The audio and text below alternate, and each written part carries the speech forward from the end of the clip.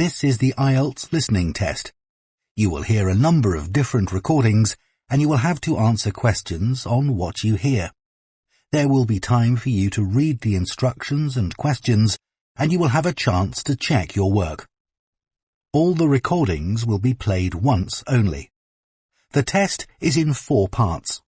At the end of the test, you will be given 10 minutes to transfer your answers to the answer sheet. Now turn to part 1.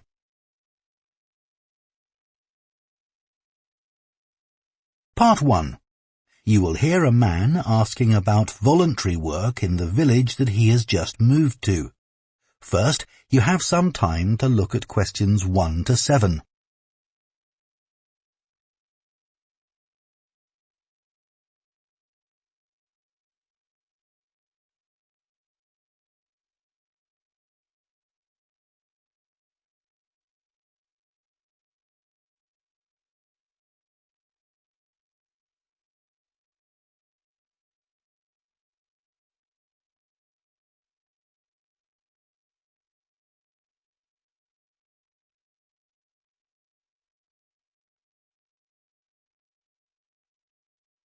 Now listen carefully and answer questions 1 to 7. Hello, Jane Fairbanks speaking. Oh, good morning. My name's Frank Pritchard. I've just retired and moved to Southo. I'd like to become a volunteer, and I gather you coordinate voluntary work in the village? That's right. What sort of thing could I do?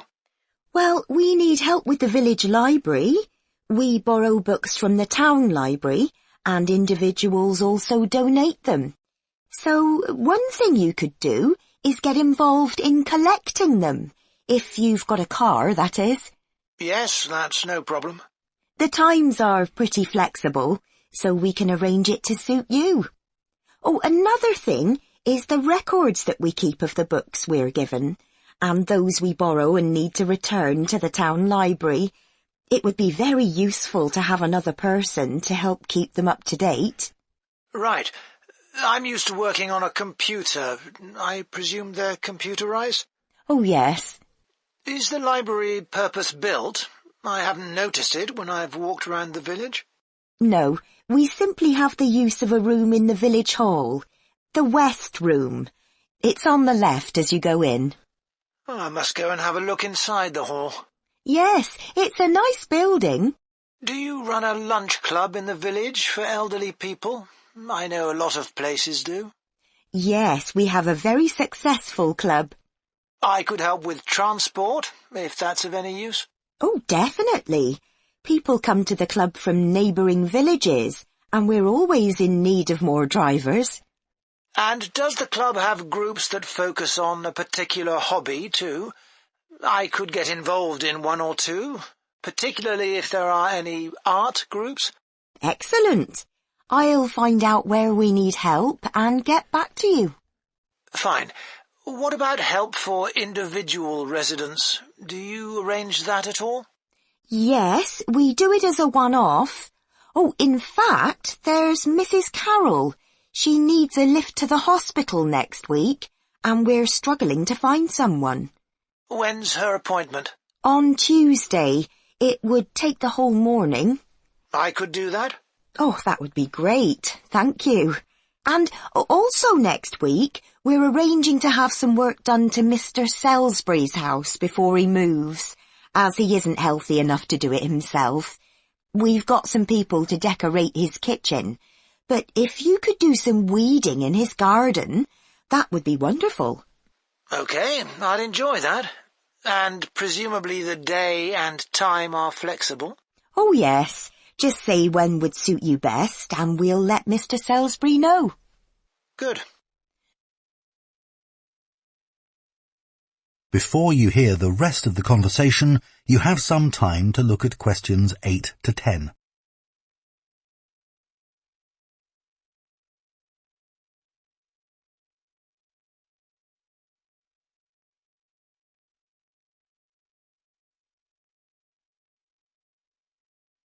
Now listen and answer questions 8 to 10.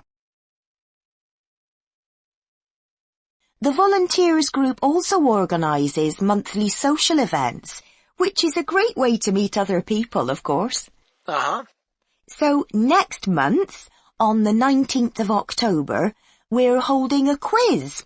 A couple of residents are great at planning unusual ones, and we always fill the village hall.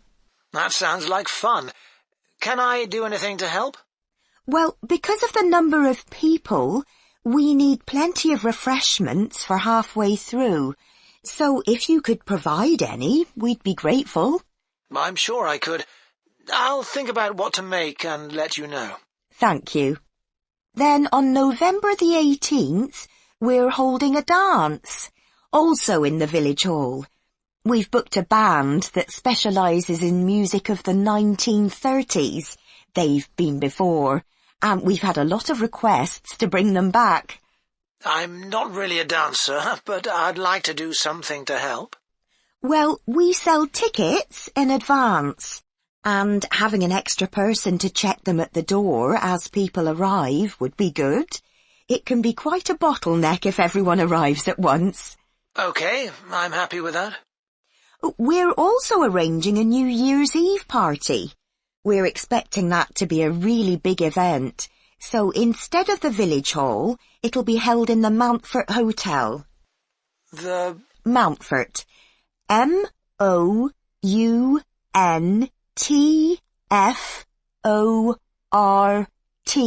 Hotel. It isn't in Southo itself, but it's only a couple of miles away.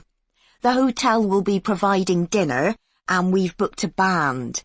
The one thing we haven't got yet is a poster. That isn't something you could do by any chance, is it? Well, actually, yes. Before I retired, I was a graphic designer, so that's right up my street. Oh, perfect. I'll give you the details, and then perhaps you could send me a draft? Of course. That is the end of part 1. You now have half a minute to check your answers to part 1.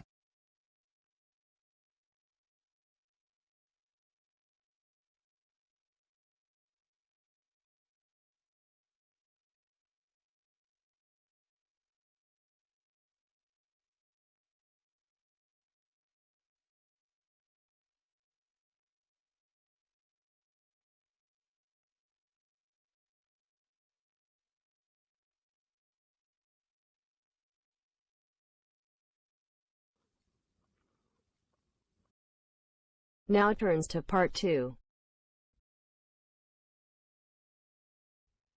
You will now hear a guide talking about an architectural development in the city of Birmingham. First, you have some time to look at questions 11 to 15.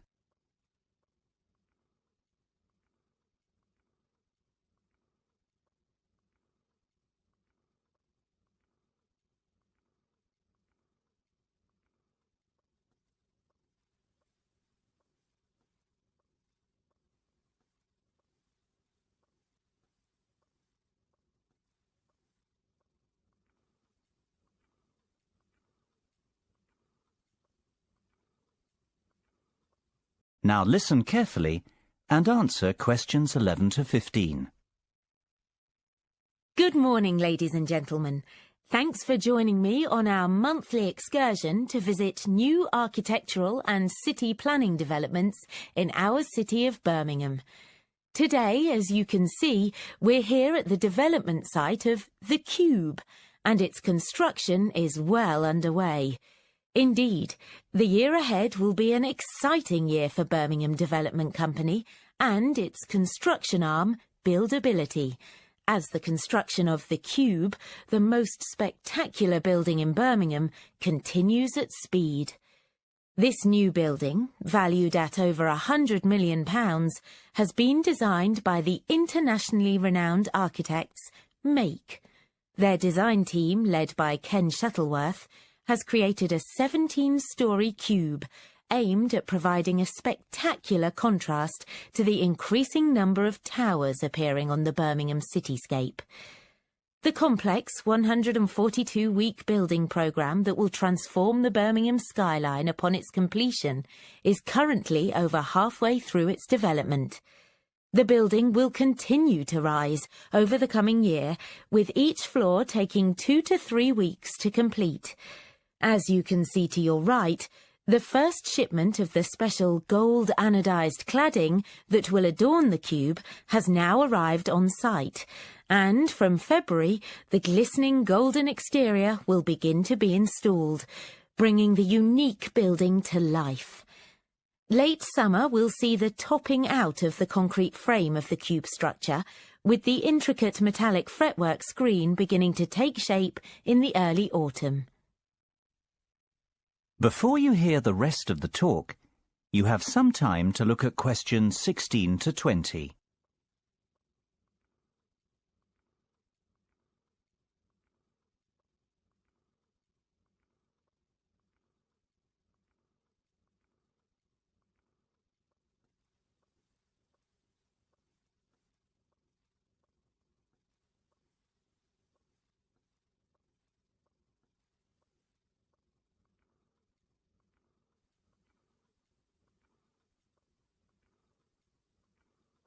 Now listen and answer questions 16 to 20.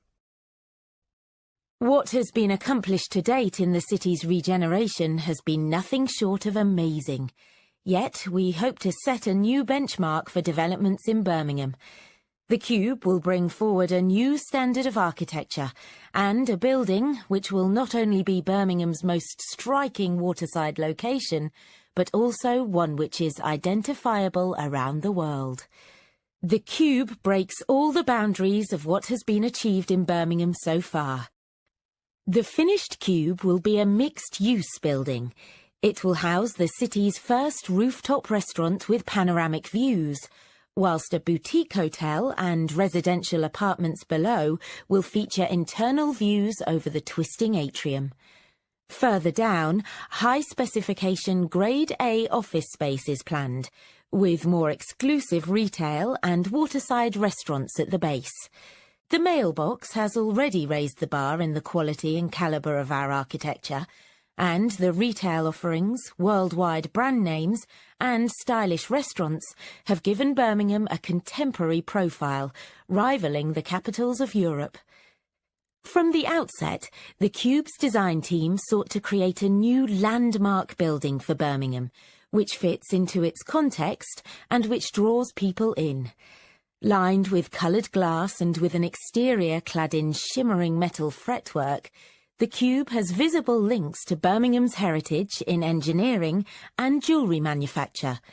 It was essential that the building created a strong visual presence, immediately identifiable as a gateway to the canal and city centre area to the north. Our city is a city of the future, and as a futuristic building with phenomenal foresight in style and design, the Cube is indicative of our plans in how we see Birmingham developing. The Cube will help to elevate us onto a global stage. Now, let's go and have a look at the progress of the entrance gateway. You now have half a minute to check your answers.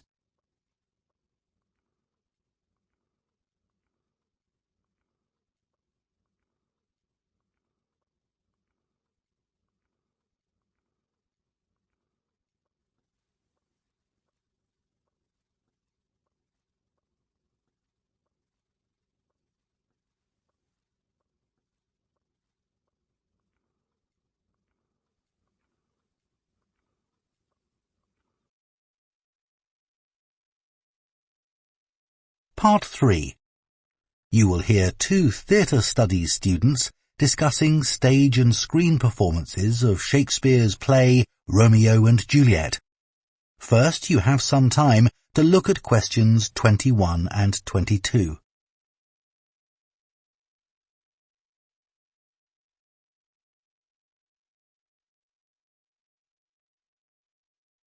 Now listen carefully and answer questions 21 and 22.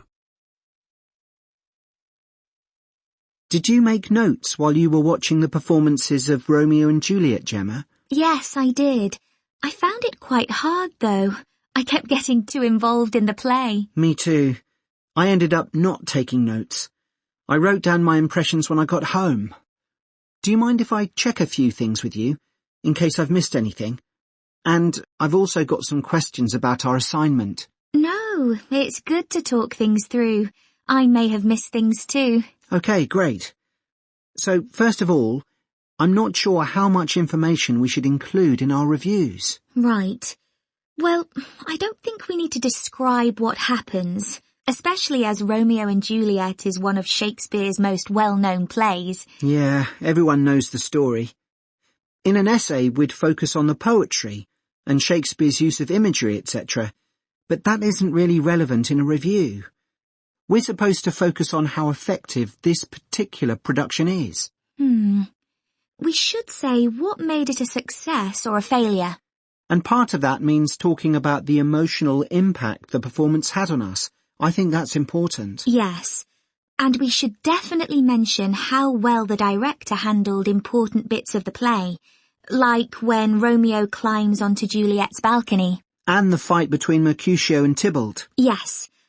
It would also be interesting to mention the theatre space and how the director used it, but I don't think we'll have space in 800 words. No, okay. That all sounds quite straightforward. Before you hear the rest of the discussion, you have some time to look at questions 23 to 30.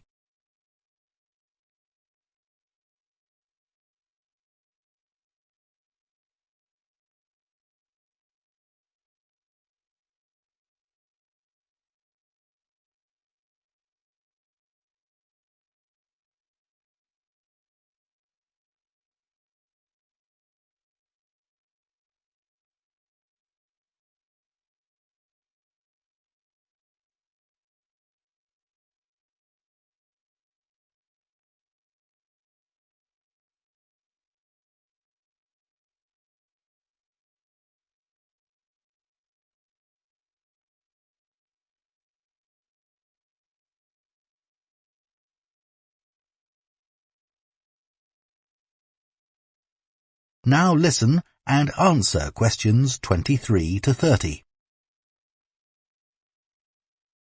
So, what about the Emporium Theatre's production of the play? I thought some things worked really well, but there were some problems too. Yeah.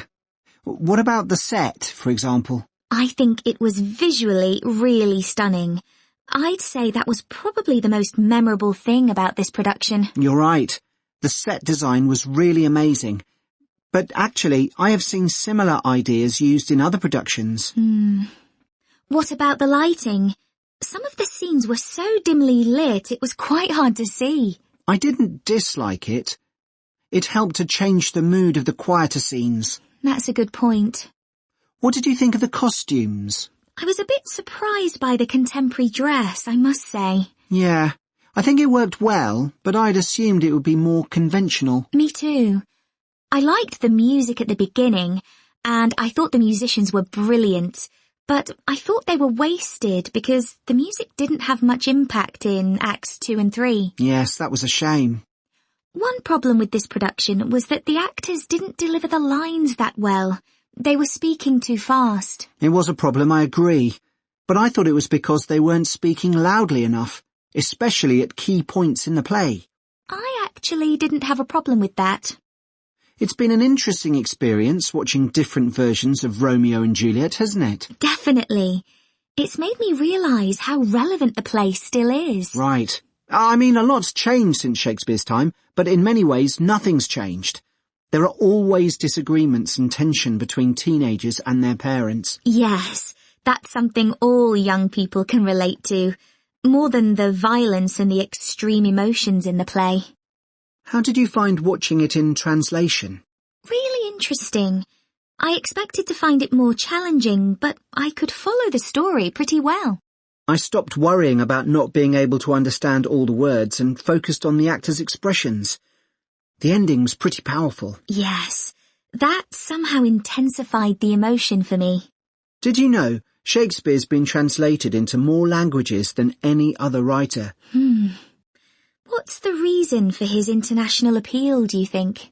I was reading that it's because his plays are about basic themes that people everywhere are familiar with. Yeah, And they can also be understood on different levels. The characters have such depth. Right, which allows directors to experiment and find new angles. That's really important because... That is the end of part 3. You now have half a minute to check your answers to part 3.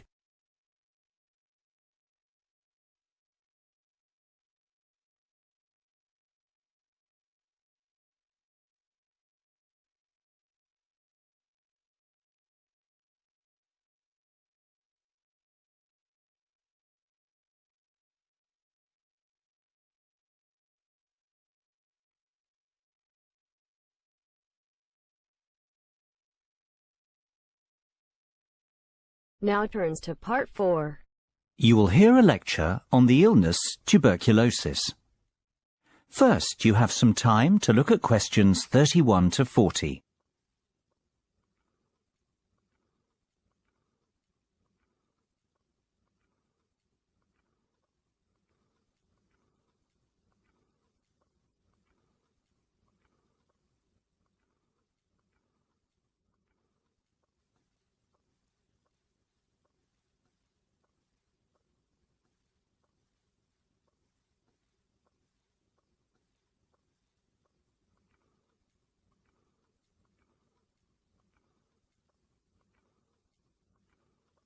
Now listen carefully and answer questions 31 to 40.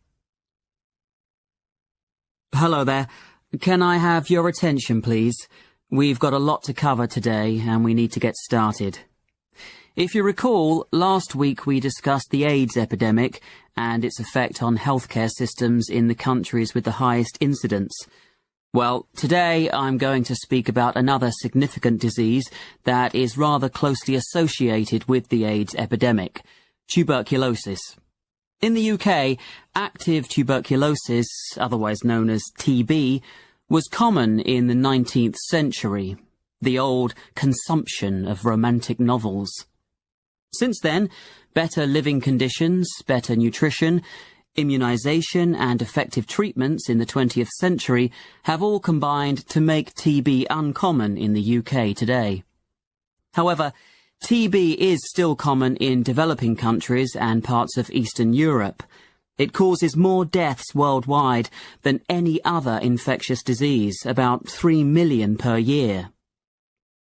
This is a tragic statistic, since TB is now generally a curable disease. Overall, 1/3 of the world's population is currently infected with the bacteria that cause TB. However, people infected with TB bacilli will not necessarily become sick with the disease. The immune system walls off the TB bacilli, which, protected by a thick waxy coat, can lie dormant for years. It's estimated that 5 to 10% of people who are infected with TB bacilli, but who are not infected with HIV, become sick or infectious at some time during their life. Left untreated, each person with active TB disease will infect on average between 10 and 15 people every year.